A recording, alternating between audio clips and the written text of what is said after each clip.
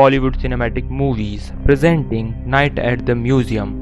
कहानी की शुरुआत में हमें लैरी नाम के एक आदमी को दिखाया जाता है जो अपनी ज़िंदगी में हर जगह असफल है। आज वो अपने बेटे के स्कूल में करियर डे भी मिस कर चुका है, इसलिए वो अपनी एक्स वाइफ के घर जाता है। दरअसल उसका और उसकी वाइफ का डाइवोर्स हो चुका है।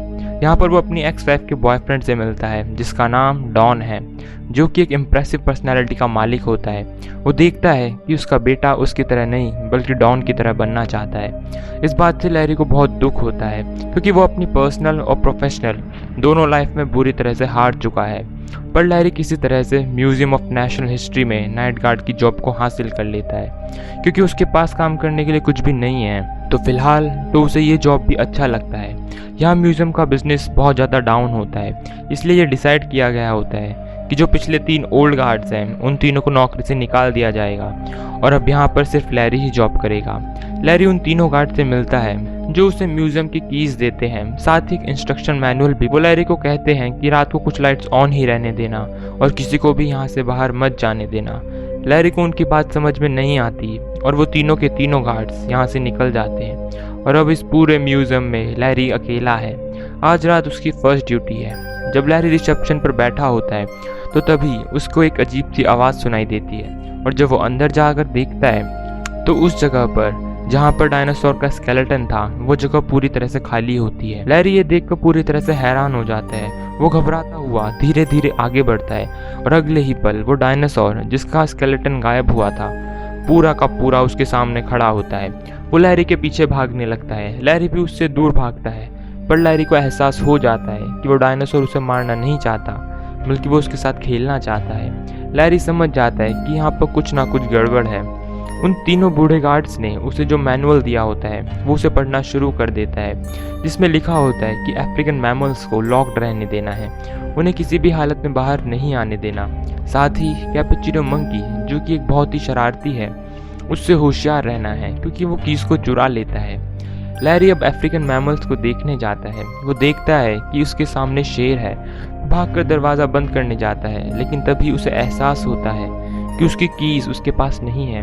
दरअसल वो कीज उस मंकी ने चुरा ली होती हैं। लैरी जब उससे कीज मांगता है तो वो उसका मजाक उड़ाता है। फिलहाल के लिए वो उसे कीज दे देता है। लैरी दरवाज़ा लॉक करके यहाँ से आगे बढ़ जाता है जहाँ पर वो देखता है कि म्यूजियम की और भी बहुत सारी चीज़ें जिंदा हो चुकी हैं और इन्हीं में होती है ओल्ड वेस्ट, एंशिएंट रोम और एंशिएंट माया सभ्यता के लोग। दरअसल ये छोटे छोटे मिनिएचर्स होते हैं जो हमेशा आपस में लड़ते रहते हैं। यहाँ पर माया सभ्यता का जो लीडर होता है वो बहुत ज़्यादा वायलेंट होता है। सब उससे जान बचाकर भाग रहे होते हैं। यहाँ ग्लास के अंदर एक लेडी भी होती है जो नेटिव अमेरिकन लेडी थी। दरअसल यहाँ म्यूजियम के अंदर वो सब चीज़ें हैं जिनके बारे में इंसानों ने सिर्फ सुना था। अब रात को ये जिंदा हो चुकी हैं। लैरी ये सब देखकर हैरान और परेशान होता है।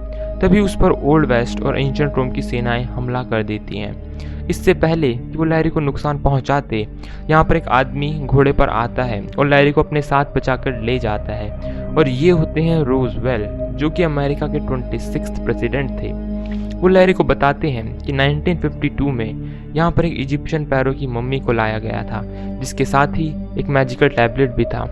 उस टैबलेट की पावर की वजह से हर रात को हर बेजान चीज़ जिंदा हो जाती है और ऐसा तब तक होता है जब तक कि सूरज ना निकले और सूरज निकलने के बाद सब कुछ पहले जैसा हो जाता है। अगर कोई भी यहाँ से बाहर चला गया तो सूरज निकलने के साथ ही वो धूल में मिल जाएगा, यानी कि वो बेशकीमती चीज़ जिसे इस म्यूजियम में रखा गया है वो पूरी तरह से नष्ट हो जाएगी। प्रेसिडेंट रोजवेल लैरी से कहते हैं कि म्यूजियम में जितनी भी तबाही मची है तुम्हें उस सब को ठीक करना होगा।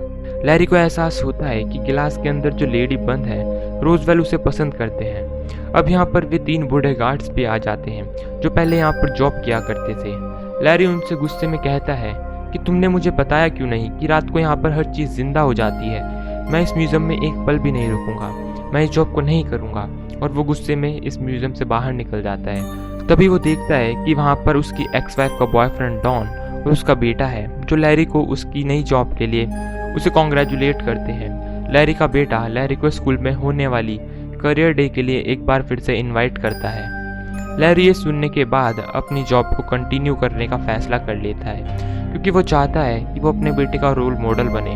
वो अपने बेटे की नज़रों में एक नाकारा इंसान नहीं बनना चाहता। अब जो पुराना गार्ड होता है वो लैरी को बताता है कि तुम्हें म्यूजियम के बारे में सब कुछ रिसर्च करना होगा ताकि तुम उन सबको हैंडल कर सको। लैरी ऐसा ही करता है, वो लाइब्रेरी में जाता है और म्यूजियम में जितनी भी चीज़ें होती हैं वो उन सब के बारे में, उनके करेक्टर के बारे में, उनकी नेचर के बारे में स्टडी करना शुरू कर देता है ताकि वो उन सबको आराम से कंट्रोल कर ले। लैरी एक बार फिर से नाइट शिफ्ट में जाता है। वो एक रिमोट कंट्रोल वाली गाड़ी में एक हड्डी को बांध देता है ताकि जब भी डायनासोर जिंदा हो तो वो उस हड्डी के पीछे भागे और लैरी को खेलने के लिए परेशान ना करे। वहीं वो उन जंगली आदमियों को जो आग जलाने की कोशिश करते हैं उन्हें एक लाइटर दे देता है जिससे वो बहुत खुश हो जाते हैं। वो अपने आसपास यहाँ तक कि अपने बालों में भी आग लगा देते हैं, लेकिन लैरी उनकी आग को बुझा देता है। तभी मंकी लैरी की कीज को एक बार फिर से चुरा लेता है और एक विंडो भी खोल देता है। वहीं लैरी को दिखाया जाता है जो ओल्ड वेस्ट और एंशिएंट रोम के जो लीडर्स हैं उनकी लड़ाई को आपस में सुलझा रहा होता है, लेकिन वो चाहकर भी इन्हें कंट्रोल नहीं कर सकता। तभी लैरी देखता है कि एक जंगली इंसान मंकी से कीज लेकर खिड़की से कूद जाता है। लैरी उस जंगली इंसान को वापस बुलाने के लिए खिड़की के पास जाता है। तभी सूरज निकल जाता है और वो जंगली इंसान धूल में मिल जाता है। अब यहाँ पर सड़क साफ करने वाली गाड़ी आती है और वो जंगली इंसान की धूल को लेकर यहाँ से निकल जाती है। अब क्योंकि रात को म्यूजियम में आग लगी थी इसलिए लैरी का जो सीनियर ऑफिसर होता है वो लैरी को उसकी जॉब से निकाल देता है। यहाँ पर लैरी का बेटा भी अपने दोस्तों के साथ म्यूजियम आया होता है और वो इस बात को सुन लेता है, जिससे लैरी के बेटे को बहुत ज़्यादा हताशा होती है। पर लैरी भी इस जॉब को किसी भी कीमत पर छोड़ना नहीं चाहता। वो अपने सीनियर ऑफिसर से कहता है कि वो इस काम को अच्छे से संभाल सकता है, उसे एक मौका और दिया जाए। ऑफिसर उसे एक मौका और दे देता है। अब लैरी यहाँ पर म्यूजियम में काम करने वाली एक लेडी से मिलता है जो म्यूजियम में ग्लास के अंदर बंद लड़की के ऊपर रिसर्च कर रही होती है, क्योंकि वो उससे बहुत ज़्यादा इम्प्रेस्ड होती है। लैरी उसे बताता है कि यहाँ पर रात को हर एक चीज़ जिंदा हो जाती है। उस लड़की को लैरी की बातों पर बिल्कुल भी विश्वास नहीं होता। लैरी उस लड़की से कहता है कि जिस लेडी से तुम बहुत ज़्यादा इम्प्रेस्ड हो, जो क्लास के अंदर बंद है, मैं तुम्हारी मुलाकात उससे करवा सकता हूँ, क्योंकि रात को वो भी जिंदा हो जाती है। उस लड़की को लगता है कि लैरी उसका मजाक उड़ा रहा है, इसलिए वो नाराज़ होकर यहाँ से निकल जाती है। लैरी को पता है कि उसका बेटा उससे नाराज़ है, इसलिए वो अपनी एक्स वाइफ के घर अपने बेटे से मिलने जाता है। पर लैरी की एक्स वाइफ कहती है कि तुम अपने बेटे से ना ही मिलो तो अच्छा है, तुम्हारी वजह से उसे बहुत ज़्यादा डिसअपॉइंटमेंट फेस करनी पड़ती है और अब मैं नहीं चाहती कि हमारा बेटा हर्ट हो। लैरी कहता है कि मैं वादा करता हूँ कि मैं अपने बेटे को म्यूजियम ले जाऊँगा, यहाँ पर वो बहुत ज़्यादा इंजॉय करेगा। लैरी अपने बेटे को लेकर म्यूजियम में पहुँच जाता है। लैरी ने अपने बेटे को बताया होता है कि 12 बजे यहाँ की हर एक चीज़ जिंदा हो जाती है, पर जब 12 बजते हैं तो यहाँ पर कुछ भी जिंदा नहीं होता, जिससे लैरी को अपने बेटे के सामने एक बार फिर से शर्मिंदा होना पड़ता है। लैरी पता लगाने के लिए अंदर जाता है, जहाँ पर वो देखता है कि पुराने गार्ड्स यहाँ की हर एक चीज़ को चुरा रहे हैं। दरअसल ये उनकी पुरानी प्लानिंग होती है। लैरी को उन्होंने इसीलिए अपॉइंट किया था ताकि वो चोरी कर ले और सारा इंजाम लैरी पर आ जाए। और आज रात को कोई भी चीज़ जिंदा इसलिए नहीं हुई क्योंकि फैरो के साथ जो टैबलेट आया था, जो कि मैजिकल टैबलेट है, वो उन्होंने डिसेबल कर दिया था। पर वो टैबलेट अब लैरी के बेटे के हाथ लग जाता है। लैरी अपने बेटे को टैबलेट को एक्टिवेट करने के लिए कहता है। उसका बेटा टैबलेट को एक्टिवेट कर देता है।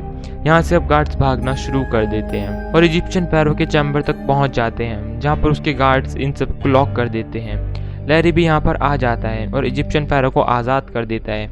इजिप्शियन फैरो इंग्लिश बोल सकता है क्योंकि उसने कैम्ब्रिज यूनिवर्सिटी के रिसर्च सेंटर में कई साल गुजारे हैं, जहाँ पर उसके ऊपर रिसर्च हुआ करती थी। अब लैरी को म्यूजियम में हो रही तबाही को बचाना है, इसलिए वो एक मोटिवेशनल स्पीच देता है और अब सबको कहता है कि हमें अपने म्यूजियम को पुराने गार्ड से बचाना होगा, नहीं तो वो ये सब कुछ यहाँ से चुरा कर ले जाएंगे और ये दुनिया हमेशा के लिए ख़त्म हो जाएगी।